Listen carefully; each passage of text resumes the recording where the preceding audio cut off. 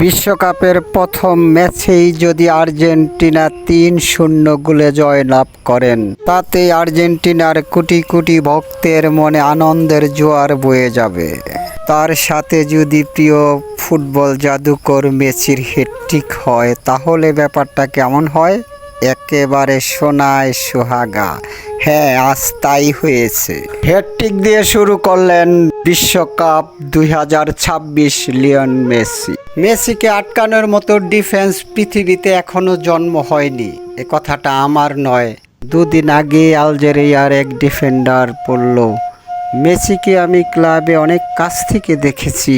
মেসিকে আটকানোর মতো ডিফেন্ডার পৃথিবীতে এখনো জন্ম হয়নি। মেসির পায়ে যখন বল যায়, সারা পৃথিবী কিছু সময়ের জন্য স্তব্ধ হয়ে যায়। ২০২৬ বিশ্বকাপের প্রথম ম্যাচেই তিনটি গোল করে সারা পৃথিবীকে আনন্দের বন্যায় ভাসিয়ে দিলেন মেসি। এর চেয়ে মধুর স্মৃতি আর কি হতে পারে? ম্যাচের ১৭ মিনিটে মেসি যে গোলটা করেছে, ওই গোলটা শুধু মেসির নামের সাথেই যায়। চোখ ধাঁধানো এক শট, কি সুন্দর একটি গোল। মেসি যখন গোলপোস্টে কিক করলেন, গোলকিপার জিদান পুত্র অসহায়ের মতো মেসির বাম পায়ের ম্যাজিক দেখা ছাড়া উপায় ছিল না। গ্যালারিতে বসে জিনেদিন জিদান তার পুত্রের অসহায়ের চিত্র উপভোগ করলেন।